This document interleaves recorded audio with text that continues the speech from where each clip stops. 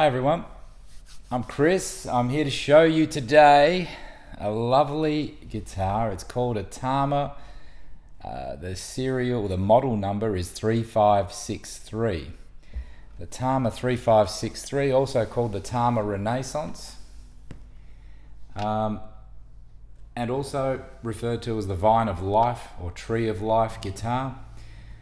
Described as having some beautiful detail here, which is made of, in fact, mother of pearl and ivory. It's described as ivory, so not sure, but could be. The stem itself looks to be a different product to the leaves. So what you've got here is a guitar made by a manufacturer far more well known for its manufacture of drums. Made in Japan, of course. I've got an unhealthy fascination with Japanese guitars, which if you hang around long enough you might see a few more of these things. This particular model was made sometime around the mid-1970s. It was made to compete with the Martins and the Gibsons and some of the top-of-the-line Japanese stuff. What could have been considered top-of-the-line Japanese stuff back then? You've got your Yamaha L series guitars. You've got your K-Yeris. These are some beautiful guitars that even today, if you can find them, they probably structurally extremely sound and sound amazing with a bit of age. Enough about them. Perhaps we'll get a chance to talk about them in due course. This particular model is described as having aged German spruce on top, on the soundboard, ebony fretboard with the inlays, of course, and we're seeing some detail, some ornate detail all the way through to the top. It's just incredible. A mahogany neck, seems to be in two pieces. Sadly, I'll tell you the story about this one. It looks like it's been in more than two pieces because it's had a headstock repair. I bought it sight unseen, other than seeing the front picture, which showed this wonderful detail here, of course. I didn't pay a lot of money for it, so thankfully it came back to me, and it needed a few bits and pieces. It was described as needing a bit of work. I didn't know the headstock was broken. Truthfully, I'm glad I bought it. If I went and saw the guitar, I probably would have passed on it and said, no, it's okay, don't worry about it. But once I've tweaked it up a little bit, it actually came up a treat, and it sounds amazing. So very pleased with it. It's a lovely guitar. Some unique characteristics of it. One is the truss rod adjustment. It was missing a nut when I purchased it. And I noticed a bit of steel there, and I couldn't see where I could adjust it. There was nothing over here. There was nothing coming through like an old Yamaha or an old Gibson. So I thought, how the hell do you do it? Started sleuthing on the internet and had a look, and found out that, in fact, yes, you adjust the truss rod behind the nut. So if you've got an old Tama and you're wondering how on earth you actually adjust anything, there is a chance the truss rod adjustment is under the nut. So you'll have to remove the nut and carefully shove something in one of the holes there and move this thing around until you get some movement through the truss rod. It wasn't difficult, and I've never had to touch it since, and it's a very nice action. So no complaints, just a bit of a heads up more than anything.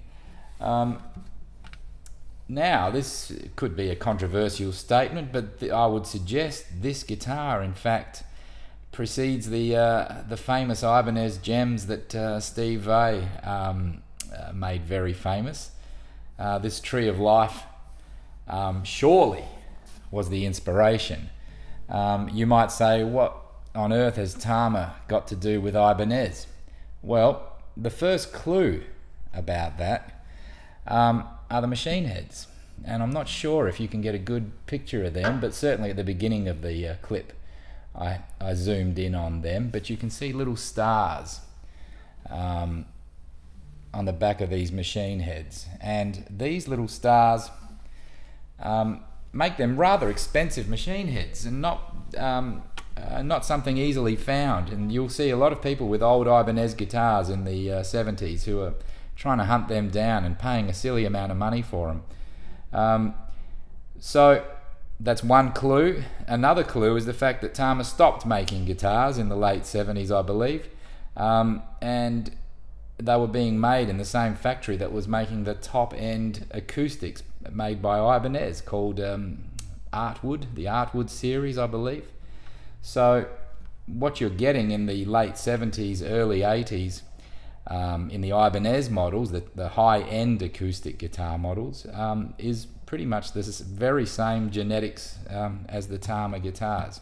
Same factory, same people, which is quite a common thing in Japan if you follow that closely. So my theory is that Ibanez can take a lot of inspiration, has taken a lot of inspiration from these guitars, particularly this one.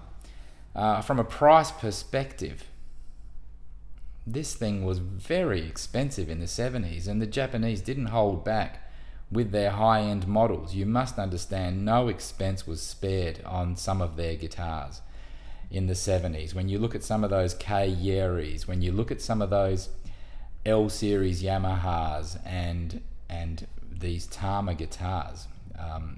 I've also got a Tama classical guitar that was made by a highly renowned luthier who badged up his guitars in his own name and sold them for so much more than some of these Tama classicals that you can find occasionally popping up. Exactly the same guitar, just a different sticker inside, a different label inside. So they're very well made. You would probably never pay the kind of money that people did in the 70s for them. If you adjusted it for the cost of money and brought it into today's context, you'd be paying perhaps closer to $10,000 for a guitar like this. Well, you might never get one made of ivory, so maybe that tickles somebody, I'm not sure. But in this instance, you've got a wonderful legacy to what was being built in the 70s, and where they just said, you know what, we're going to give it a red hot go, and we're going to try and show the world how good we can be. And they did a fantastic job, honestly. It's a beautiful guitar, and it's got its own signature. I won't say it's the boomiest rosewood backed guitar I've ever heard. A D28 will have a bit more something than this in terms of bass, but it's got a certain delicate sound that you might have heard in that initial recording. There's a certain lightness to it. It's lovely. It's definitely a solid top, solid spruce top. So that's it's quite figured. There's a fair bit of that cross sort of thing going on through the timber work. The back is rosewood. There's no doubt about that. Now, is it solid? I'd say it's too light to be solid. It's just not a heavy guitar. Beautifully balanced.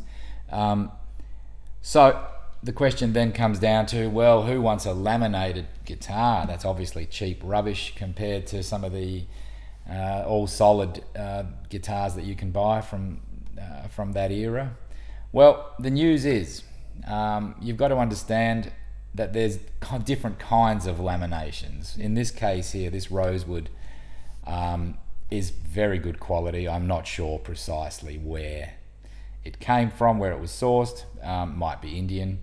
Having said that, the weather is so extreme in Japan. You've got freezing winters, boiling summers, and you've got guitars that are sitting there all year round trying to cope with all those seasonal changes.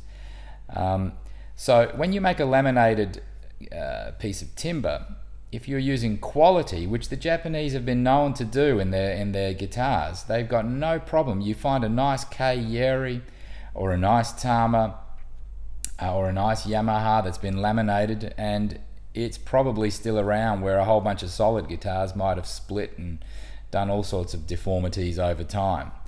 So there is laminations, there is laminated timber that is quite useful, and in this case here it's done for the purpose of longevity, and it's done so that the guitar actually performs. I mean, you've actually got the strength and the structural integrity of a very thick piece of timber managed to be done with a lot less timber, and then therefore it gives it a bit more spring. So these are decisions made by luthiers to actually try and achieve more.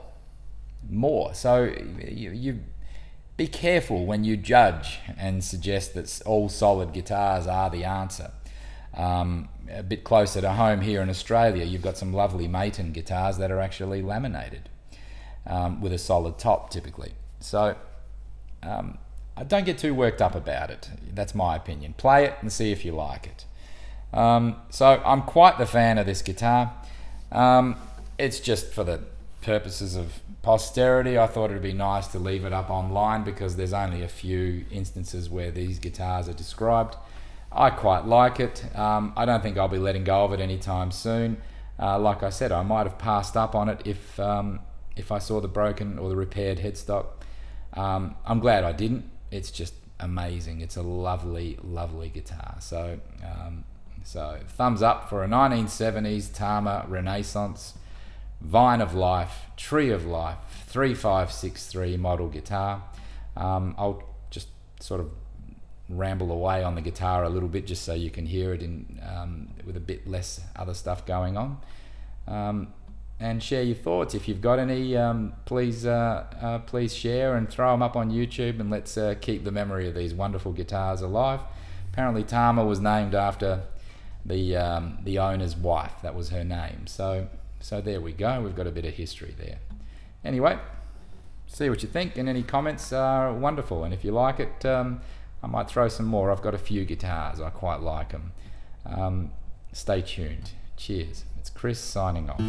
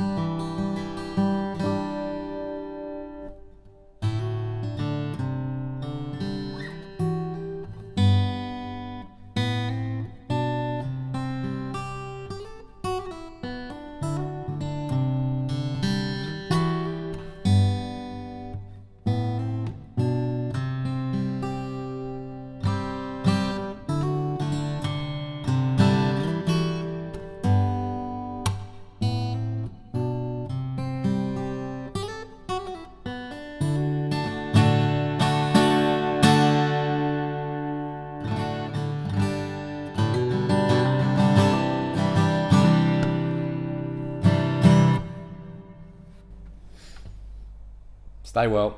Bye-bye.